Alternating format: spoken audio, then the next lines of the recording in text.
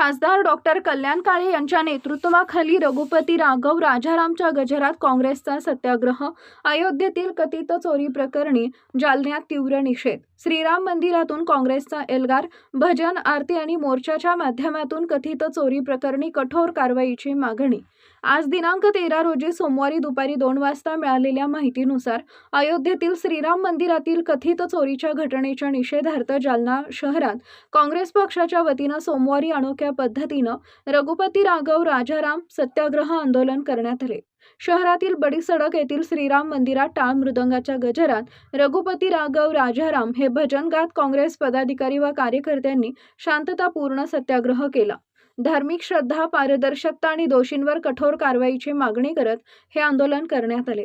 सकाळी श्रीराम मंदिर परिसरात मोठ्या संख्येने काँग्रेसचे पदाधिकारी, कार्यकर्ते आणि नागरिक एकत्र आले। मंदिर परिसरात भजन, श्रीरामाचे नामस्मरण आणि आरती करून आंदोलनाची सुरुवात करण्यात आली। मंदिराच्या गाभाऱ्याचे दरवाजे बंद असतानाही बाहेरूनच श्रीरामाची आरती करण्यात आली। टाळ मृदंगाच्या गजरात आणि रघुपती राघव राजाराम या भजनाच्या माध्यमातून आंदोलनकर्त्यांनी अयोध्येतील कथित चोरीच्या घटनेचा निषेध नोंदवला। यानंतर श्रीराम मंदिरापासून सदर बाजार पोलीस ठाण्यापर्यंत काँग्रेसच्या वतीनं पायी मोर्चा काढण्यात आला।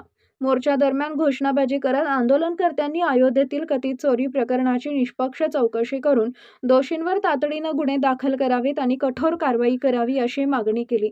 तसेच श्रीराम मंदिरासारख्या देशाच्या श्रद्धास्थानांच्या सुरक्षेबाबत कोणताही हलगर्जीपणा सहन केला जाणार नाही असा इशाराही आंदोलनकर्त्यांनी दिला। या आंदोलनात जालन्याचे खासदार डॉक्टर कल्याण काळे यांच्यासह काँग्रेसचे अनेक पदाधिकारी, कार्यकर्ते आणि समर्थक मोठ्या संख्येने सहभागी झाले होते। खासदार डॉक्टर काळे यांनी या प्रसंगी संबंधित प्रकरणाची निष्पक्ष चौकशी करून सत्य जनतेसमोर आणावे अशी आणि दोषींना कठोर कायद्यानुसार शिक्षा व्हावी अशी मागणी केली। शांततापूर्ण आणि धार्मिक वातावरणात करण्यात आलेल्या या अनोख्या सत्याग्रह आंदोलनामुळे बडीसडक परिसरात काही काळ उत्सुकतेचे वातावरण निर्माण झाले। भजन, आरती आणि त्यानंतर काढण्यात आलेल्या मोर्चामुळे हे आंदोलन शहरात चर्चेचा विषय ठरले। काँग्रेसच्या या आंदोलनातून अयोध्येतील कथित चोरी प्रकरणी निषेध नोंदवत दोषींवर कठोर कारवाईची मागणी पुन्हा एकदा जोरदारपणे पुढे आली आहे। मला असं वाटतं की आमचं आंदोलन आज जरा आगळं वेगळं होतं। आम्ही प्रभू रामचंद्राच्या मंदिरामध्ये जाऊन, आपल्या बडी सडकला जे प्रभू रामचंद्राचं मंदिर आहे त्या मंदिरामध्ये प्रदेश काँग्रेस कमिटीचे अध्यक्ष आदरणीय हर्षवर्धन सपकाळ दादांनी 9 तारखेपासून ते 14 तारखेपर्यंत रघुपती राघव राजाराम असा जो सत्याग्रह सुरू केला आणि त्या सत्याग्रहाची जी भूमिका आहे ती जालना जिल्हा काँग्रेस कमिटी, जालना शहर जिल्हा काँग्रेस कमिटीच्या वतीने आज या ठिकाणी प्रभू रामचंद्राच्या मंदिरात भजन, पूजन, कीर्तन हे करून प्रभू रामचंद्रालाच प्रार्थना केली की आम्हाला अशी शक्ती दे की ह्या ज्या लोकांचे विचार आहे की ज्यांना आता प्रभू रामचंद्राची सुद्धा भीती वाटू नाही लागली, त्यांच्या पेटीतलं दान सुद्धा सर्वसाधारण नागरिकाचं, गोरगरीब जनतेचे श्रद्धेपोटी जे पैसे, सोनं आणि चांदी त्या दानपेटीत आम्ही टाकलं होतं। या देशभरातल्या नागरिकांनी, हिंदू नागरिकांनी विशेषतः त्याच्यामध्ये टाकलं होतं। त्याच्यातून सुद्धा यांची हिंमत आता चोरी करण्यामध्ये बळावलेली आहे। ज्या वेळेला या ट्रस्टीची निर्मिती केली गेली, पंतप्रधान कार्यालयातून एक नाव निवडलं गेलं आणि त्यांची ट्रस्ट बनवली। RSS आणि भारतीय जनता पक्षाच्या लोकांना त्या ट्रस्ट मध्ये घेतलं आणि आज योगीजी, मोदीजी त्यांच्या माणसाने केलेल्या चोऱ्या की ज्या हिंदू भक्तांनी, ज्या राम भक्तांनी अशा श्रद्धेने तिथं दान टाकलं होतं की या मंदिराच्या निर्मितीमध्ये माझं सुद्धा, माझ्यासारख्या एखाद्या गरीब माणसाचं सुद्धा 10 रुपयाचं का दान होत नाही, 100 रुपयाचं का दान होत नाही, काही अंशी चांदी किंवा सोनं का होत नाही, माझं सुद्धा सत्कर्मी लागावं या दृष्टीने ते दान दिलं होतं। दान देणाऱ्याची भावना अशी असते, ते सत्पात्री लागावं।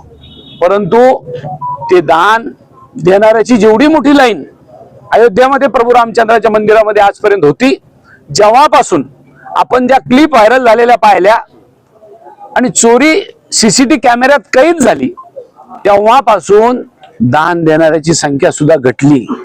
म्हणजे जिथे जी ट्रस्टी भारतीय जनता पक्षाच्या आणि RSSच्या लोकांना तिथे निवडलं होतं तिथं जे लोक होते त्यांनी केलेली चोरी ही कॅमेऱ्यात कैद झाल्यानंतर मात्र आता कोणी ट्रस्टी राजीनामा देतोय, कोणी काही करतोय. माझं म्हणणं आहे आतापर्यंत सरकारने चोरी केलेल्या लोकांना FIR दाखल करून जेलमध्ये का नाही टाकलं. आणि म्हणून खऱ्या अर्थाने काँग्रेस पक्षाने देशभर आंदोलन सुरू केलं आणि प्रत्येक जिल्ह्याच्या पोलीस स्टेशनला विनंती करायला लागले की आमचं हे निवेदन आहे, आता त्या चोरांवर FIR दाखल करा. अरे ते होत नसेल तर किमान जालन्यात करू. म्हणून जालन्यातल्या जिल्हा काँग्रेस कमिटी आणि शहर काँग्रेस कमिटीने आज प्रभू रामचंद्राला अशी प्रार्थना केली की प्रभू रामचंद्रा ते मर्यादा पुरुषोत्तम आहे, एक वचनी एक पचनी आहे, यांच्यासारखे रोज रोज मंडळी बदलणारी नाहीये.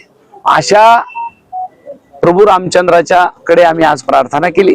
सगळे काँग्रेसचे पदाधिकारी, त्याच्यामध्ये प्रदेशचे पदाधिकारी आहे, जिल्ह्याचे पदाधिकारी आहे, स्थानिक पदाधिकारी, सगळे काँग्रेसचे कार्यकर्ते. आणि याच्यापेक्षा महत्वाची भूमिका की जी भजनी मंडळ आहे, जे हरिभक्त पारायण वारकरी संप्रदायातली मंडळी, टाळकरी मंडळी, ते सुद्धा या ठिकाणी उपस्थित झाले. आणि या सगळ्या नागरिकाला वाटायला लागलं की प्रभू रामचंद्राच्या मंदिरामध्ये माझी केलेल्या दानाची अशी चोरी होत असेल तर आता मंदिरातली दान सुद्धा आता सुरक्षित राहिलेलं नाही का या देशामध्ये. अशी परिस्थिती आणि अशी भावना आता निर्माण झाली. तुमचा प्रश्न होता यांनी आम्ही असं केल्याने यांना काही फरक पडेल का. परंतु काँग्रेसचं एक कल्चर आहे, काँग्रेसची आयडियोलॉजी आहे. काँग्रेसला 150 वर्ष राज्य करणाऱ्या ब्रिटिशाला घालून देण्याची चळवळीची परंपरा आहे. आणि म्हणून काँग्रेस ही त्या चळवळीमध्ये पूर्णतः उतरेल.